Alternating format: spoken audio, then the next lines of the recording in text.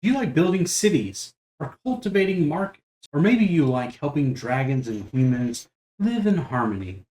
Then Flamecraft is the game for you. Flamecraft is a great game. It's the game that I don't know really what to compare it to, but it's one in which you're building this city together and getting victory points depending on what you're doing to aid in the crafting of this city. There's a lot of cute dragon cards, and the different types do different things, and a really unique game. One that I really can't compare it to anything else I've ever played, and one that I played once, twice, three times within the same weekend because I was just enamored with it. We're going to talk today about how to get the game set up, how to play, and how to win.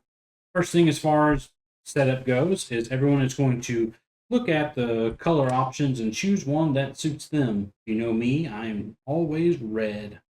So I will take this red dragon marker, which this is going to be deciding on how you choose which shop you want to go to. And you will also take one of these hearts. Now, what these hearts are is they are victory point chips. And they go here, and they basically just go along the tracker here and keep track of how many victory points you have in the game. We're going to set this up for a 4-player game, which is why we have 4 hearts here and 4-player markers here. First thing that's going to happen is you're going to roll out this map here, which this map feels like it's made of like mouse pad material. And you're going to take these shop cards that have this eggshell white color background, and you're going to put them randomly around town. Where locations are don't really matter. You can try to match up to what the little cart is here, and we'll try to match those up. The first one is we have this one here.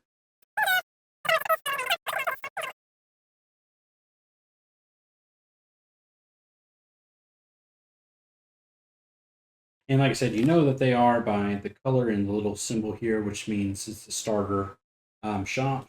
Next thing you'll take is you'll take these 6 starter dragons, and you're going to match them up to the shop in which they match symbols with. So Wingnut goes here.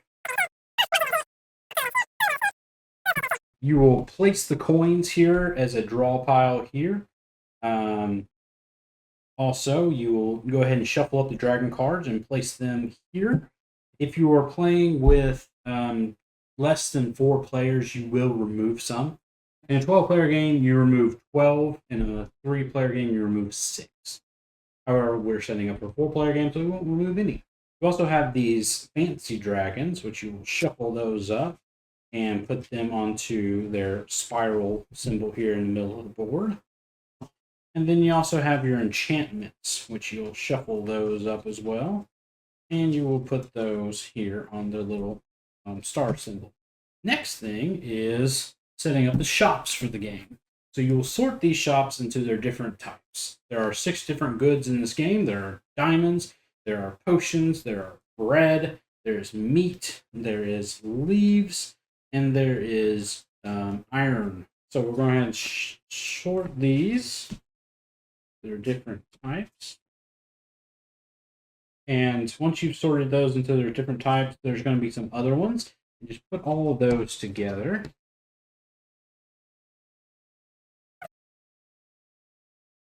So now that you have them all sorted by each different good type, you're going to take those up and you're going to shuffle them between the 3 of them. And you're going to choose one of those to form a new draw pile for this game. The other 2 will be thrown out of the game. You'll do that for each of the 3 goods.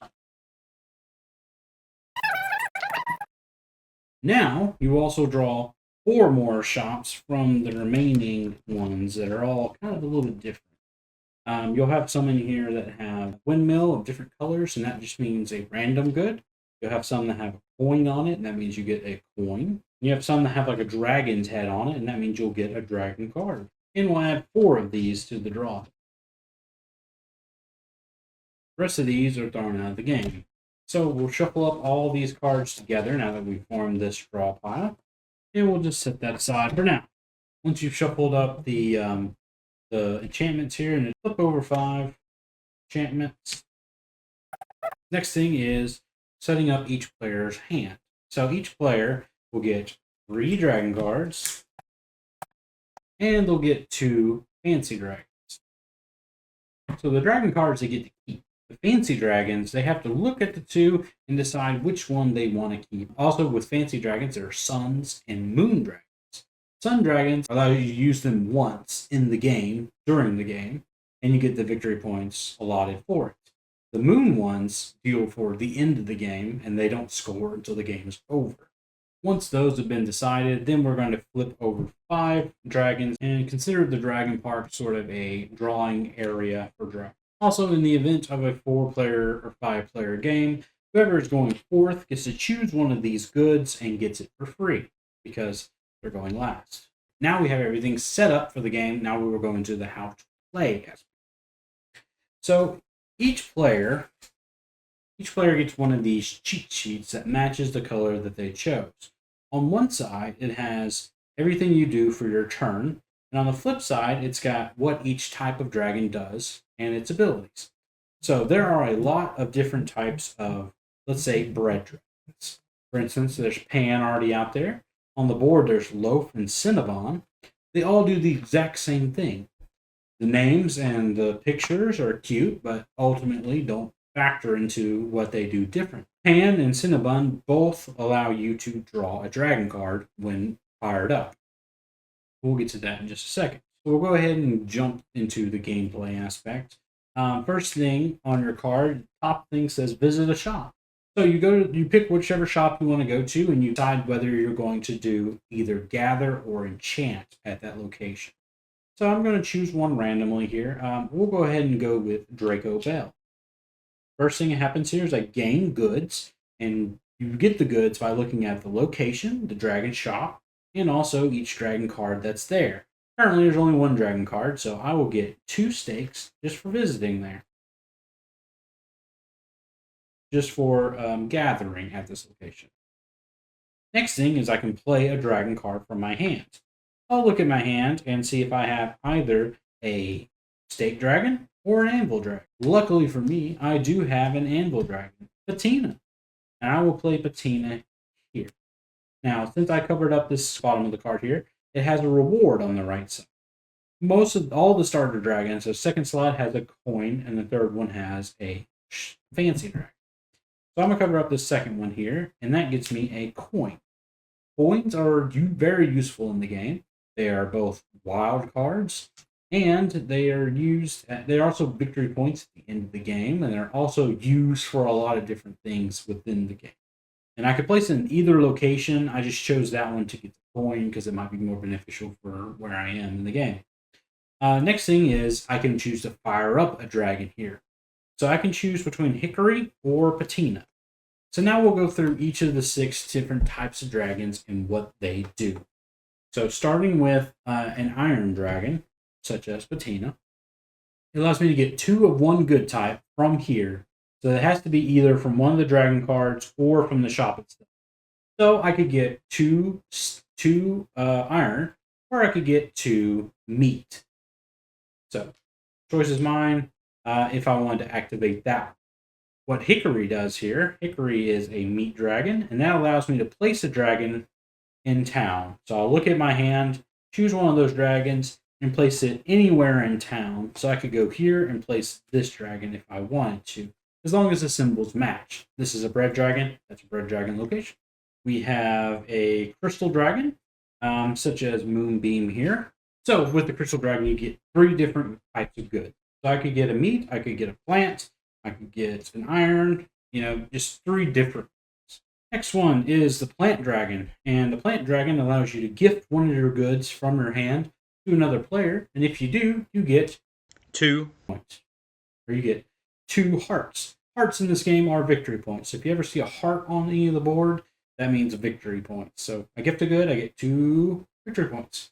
Next one is potions. Potions are really versatile in this game because you can basically take a potion dragon, move it to anywhere else in town, not the park, but anywhere else in town at one of the shops, and swap it with one of those dragons, and then fire up whatever that action is. So if I wanted to do the plant dragon thing and still be at this location, I could go here, do whatever, fire up this dragon, and then swap it with Twig, and then fire up Twig and give someone a good to get 2 victory. And locations don't matter once they've been swapped around, because he can swap anywhere onto the board, and what's already underneath it doesn't matter for them. Last thing is the bread dragon. And what the bread dragon allows you to do is it allows you to draw 1 dragon. Now you can draw either from the park or from the top of the deck. Choice is up to you which one you want to go for. And that's what each of their abilities do. So, for instance, if I was at this location, I could choose to fire up either Hickory or Patina.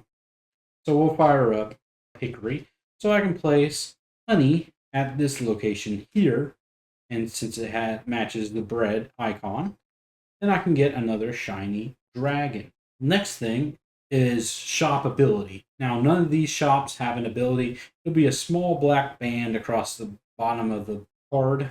However, none of those have them, so none of these starter ones will be able to do it.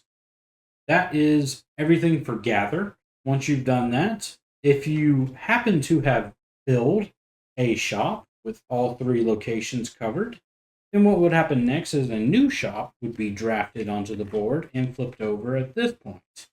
So we have the full plate buffet out there now. And you can see here it's got victory points in the reward category down here for playing a dragon. The max goods amount that you can have of one type is 7. So if I had more than 7 meat here, I would have to basically get rid of them to get down to 7. Also, max dragons you can have in your hand is 6. If you have more than that, you'd have to get rid of 1 here. That is an example of 1 round on this town.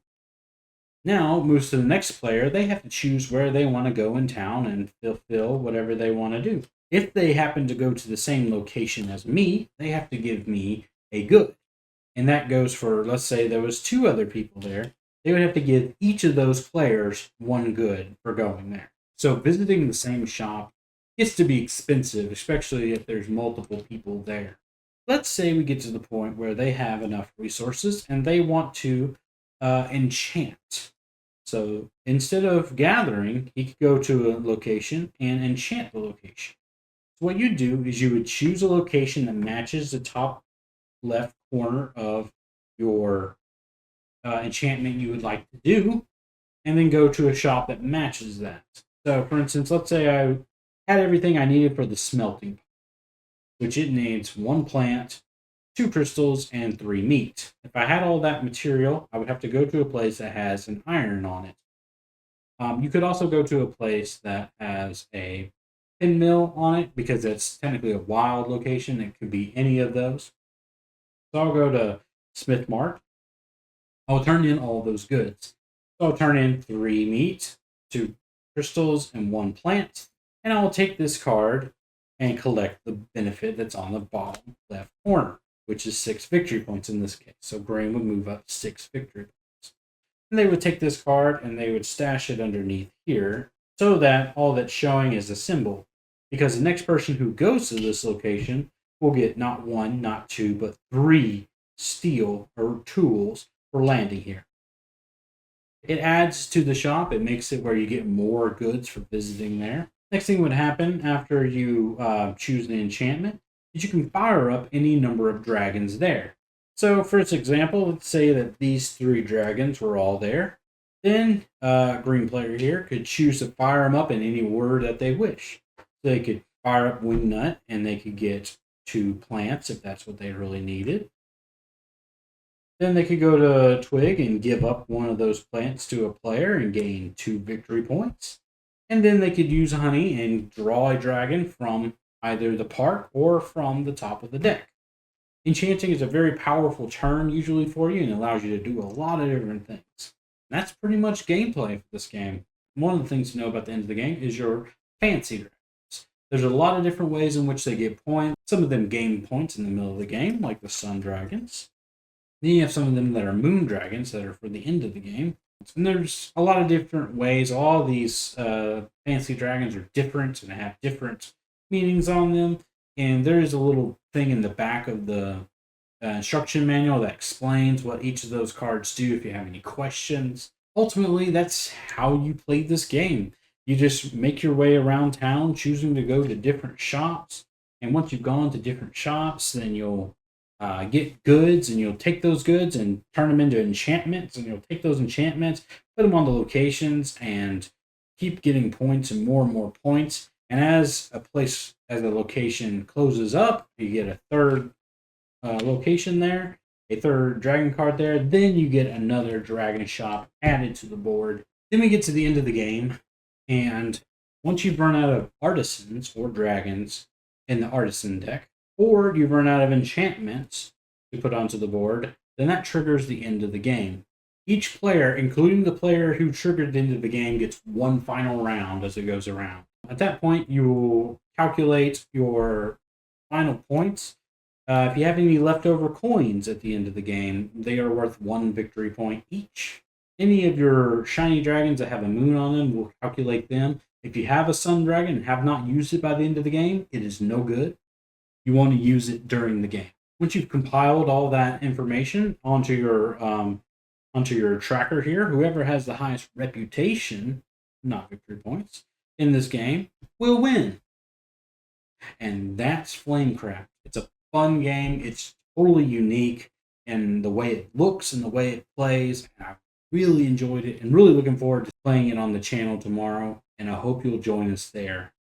If you have any questions, please get in the comment section down below, and I'll be happy to help out with that as much as we can. And that concludes this video. Please like, comment, subscribe, and we'll catch you next time, because that's the way we roll. Bye.